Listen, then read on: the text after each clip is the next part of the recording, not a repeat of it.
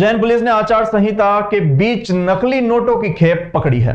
करीब 2 लाख रुपए बाजार में चलाने से पहले ही आरोपियों को पुलिस ने नकली नोटों के साथ धर दबोचा। पुलिस ने 3 युवकों के पास से 2,05,000 रुपए के नकली नोट बरामद किए हैं। आरोपी इंदौर में पकड़ाए गिरोह से 40% कमीशन पर नोट लाकर चलाते थे। नीलगंगा थाना टीआई विवेक कनोडिया, एसआई यादवेंद्र परिहार, प्रधान आरक्षक मंगल टेगोर ने गुरुवार रात गदापुलिया निवासी लोकेश के घर दबिश देकर उसको पकड़ा। लोकेश ने कबूला कि नकली नोट उसने उन्हेल के प्रहलाद और इल्हापुर के सुरेश को भी दिए हैं। इससे पहले इंदौर में नकली नोट के मामले में उज्जैन गदापुलिया निवासी हिमांशु गोसर ने इंदौर पुलिस के सामने कबूल किया था कि क्षेत्र में ही रहने वाले दोस्त लोकेश को 2,30,000 रुपए के नकली नोट दिए थे। इसी सूचना पर पुलिस लोकेश के घर पहुंची थी। पुलिस ने तीनों से 2000 के 101 और 500 के 7 नकली नोट बरामद किए हैं। शुक्रवार दोपहर पुलिस तीनों को कोर्ट में पेश कर रिमांड लेगी। 2000 के नोट बंद होने के कारण नहीं चल पाए। लोकेश ने पुलिस को बताया कि 2000 के नोट बंद होने के कारण उसे बाजार में चला नहीं पाए थे। नकली नोट चलाने के एवज में 20 से 50% तक कमीशन मिलता था। करीब 25,000 के 500 के नोट उज्जैन में चला चुके हैं, लेकिन 2000 के नोट नहीं चला पाए। पुलिस अधीक्षक महोदय द्वारा आगामी चुनाव को दृष्टिगत रखते हुए क्योंकि रिश्वत के रूप में नोटों का वितरण किया जाता है, साथ ही नकली नोटों का प्रचलन भी इसके दौरान बढ़ जाता है, इसको दृष्टिगत रखते हुए निर्देश दिए गए थे। इसी दौरान हमें सूचना प्राप्त हुई कि बाणगंगा पुलिस नीलगंगा अन्नपूर्णा पुलिस के द्वारा एक आरोपी को उज्जैन से उठाया गया है। तो हमने उस सूचना को और डेवलप करते हुए उसके एक साथी लोकेश वर्मा को गिरफ्तार किया और लोकेश वर्मा पूछताछ करके उसके 2 अन्य साथियों को अपने क्षेत्रों से मतलब नज़दीकी क्षेत्रों से उज्जैन जिले के उनको गिरफ्तार किया। उन लोगों से कुल 2,05,500 रुपये के नकली नोट, जो कि 2000 और 500 के नोटों के रूप में है, नकली नोटों के रूप में है, उन्हें जब्त किया है। ये कब से नकली नोट का धंधा कर रहे थे और कितने % कमीशन पे लाते थे? इनके अनुसार तो ये पिछले 1-1.5 महीने से इस कारोबार में संलिप्त हुए थे और ये लोग इंदौर के एक राजेश बोरपटे उससे इन्होंने नोट प्राप्त किए थे और उसमें हिमांशु बोरासी अपने क्षेत्र का उज्जैन का ही रेलवे कॉलोनी के रहने वाला एक युवक, उससे इन्होंने ये नोट प्राप्त किए थे और 40% इनको कमीशन इसमें दिए जाने का प्रावधान था।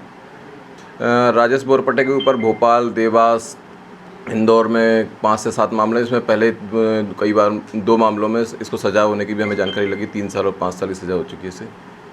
इस तरह की जानकारी हमें भी प्राप्त हुई है कि इसने पहले अपने आप मृत घोषित कराया था, लेकिन इस संबंध में पूर्ण साक्ष्य हमारे पास अभी उपलब्ध नहीं है। हम उसको जानकारी करेंगे, उसके बाद हमें इसे विवेचना में लेंगे। उज्जैन की तहसील नागदा में कैलाश विजयवर्गीय ने दिया बड़ा बयान। कहा, चुनाव की डेट डिक्लेयर हो गई है और हमें सरकार बनाना है और हर कार्यकर्ता को सरकार बनाने के लिए पार्टी के लिए मेहनत करना होगी। मैं एक बात बताता हूं कि कभी कभी हर निर्णय हमारी पसंद के नहीं होते। जैसे मुझे यह कह दिया कि लड़ना है तो मैं लड़ रहा हूं। मेरी इच्छा नहीं थी, फिर भी बॉस का फोन आ गया तो मैं लड़ रहा हूं। अपन तो उस फौज के सिपाही है कि कुएं में कूद जाओ तो कूद जाते हैं, ज्यादा चिंता नहीं करते। विजयवर्गीय ने कहा कि डरता थोड़ी हूं कि लड़ूंगा तो हार जाऊंगा, क्षेत्र में नहीं जाऊंगा तो भी जीत जाऊंगा और वो भी 50,000 वोट से अधिक वोटों से जीतूंगा। मैं नहीं लड़ता, मेरे बीजेपी के कार्यकर्ता लड़ते हैं। सारे निर्णय अपने पक्ष में थोड़ी होते हैं, जो हम सोचते हैं वो थोड़ी होते हैं। मैं आपको फिर रिपीट कर रहा हूँ कि मेरी लड़ने की 1% भी इच्छा नहीं थी, तो मेरे को डरता थोड़ी हो गई कि मैं लड़ूंगा तो हार जाऊंगा। मैं आज भी 50,000 से जीतूंगा, नहीं जाऊंगा क्षेत्र में तो भी 50,000 वोट से जीतूंगा, क्योंकि मैं थोड़ी लड़ता हूँ, कार्यकर्ता लड़ते हैं, कार्यकर्ता जिताएंगे। कैलाश विजयवर्गीय क्या है? आप में और कैलाश विजयवर्गीय में क्या अंतर है? कोई नहीं। पार्टी ने कमल का फूल हाथ में दे दिया, मैं क्षेत्र में जाऊं या नहीं जाऊं, मैं जीतूंगा, कम से कम 50,000 वोट से जीतूंगा, ज्यादा से भी जीत सकता हूं। मैं पूरे प्रदेश में घूमूंगा, उसके बाद भी क्षेत्र में जाऊं या नहीं जाऊं 50,000 से कम से वोट से नहीं जीतूंगा। मेरे को डर थोड़ी रहा था, मैंने मना किया, मैंने कहा नहीं, मेरे को संगठन का काम करना, हमें सरकार बनानी है, मैं पूरे प्रदेश में घूमना है और इसलिए आप मुझे मत लड़ाओ। पार्टी का नहीं लड़ना है, आप लड़ लिए, जो पार्टी आदेश है उसका पालन करना चाहिए। मैं एक बात बताऊं कि कभी कभी हर निर्णय हमारी पसंद के नहीं होते पार्टी के।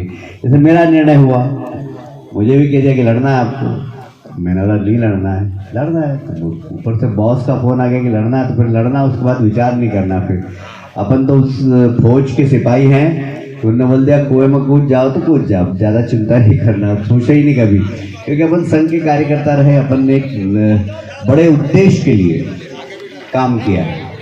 ऐसी योजना बनाओ कि इस वक्त की जान बचाने वाले भगवान का नाम जय गुरुदेव पूरे विश्व के लोगों के कानों तक पहुंच जाए।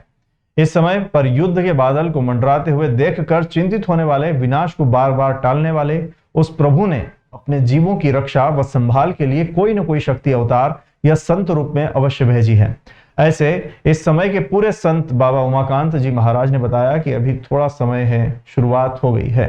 पिछले संत महात्माओं ने और महागुरुजनों ने जो भविष्यवाणी करके गए हैं, उनमें से बहुत सी भविष्यवाणियां कम कर दी गई है। लेकिन जब नहीं मानेंगे तो क्या होगा, आपको यह भी नहीं मालूम कि कितना बड़ा परिवर्तन होगा। होने को तो चुटकी बजाने में हो जाए, लेकिन मरेंगे बहुत। अभी तो बचाया जा रहा है।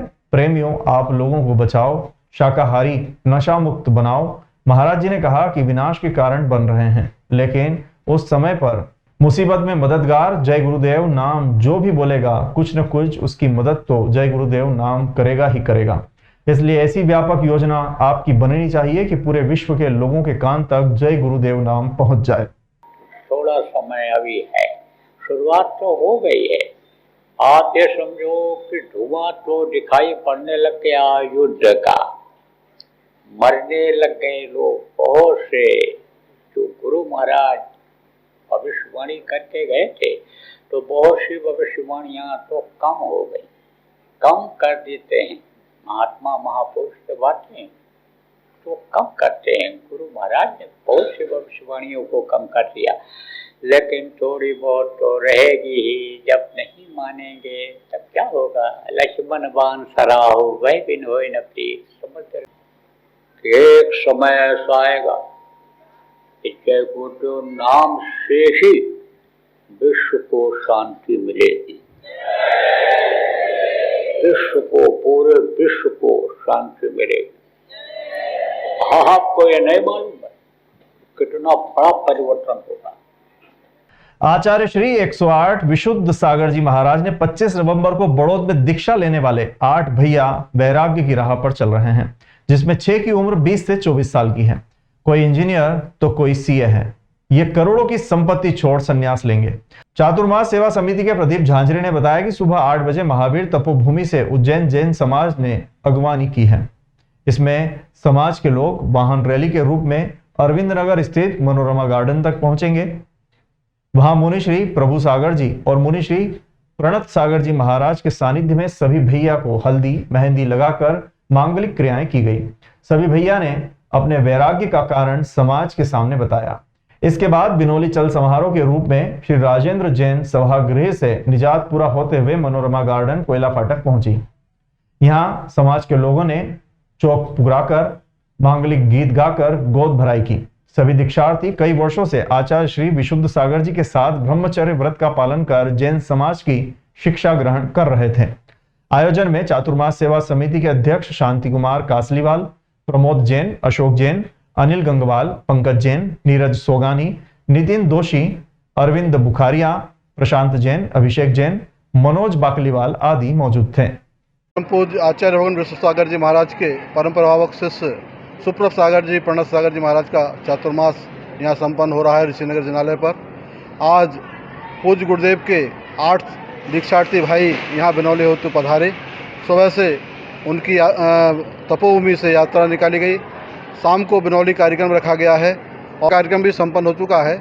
और अब बिनौली कार्यक्रम शाम 7 बजे होगा, जो विभिन्न मार्गों से क्षीरसागर होते हुए, विभिन्न मार्गों से होते हुए संपूर्ण कार्यक्रमों का आज समापन हुआ।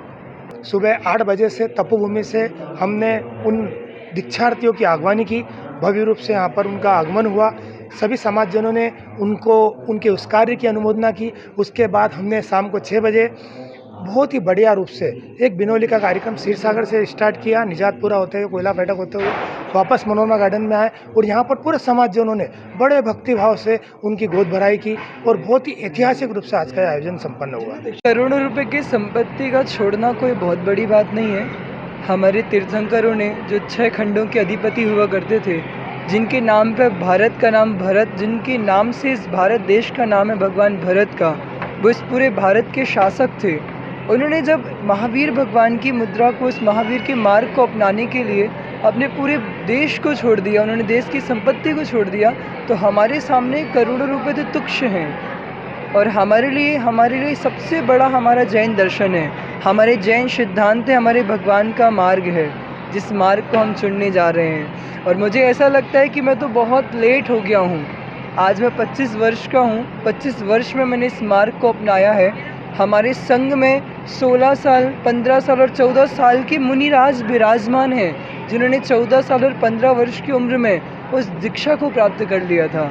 तो और वैराग्य जो है, वैराग्य की कोई उम्र निश्चित नहीं होती है।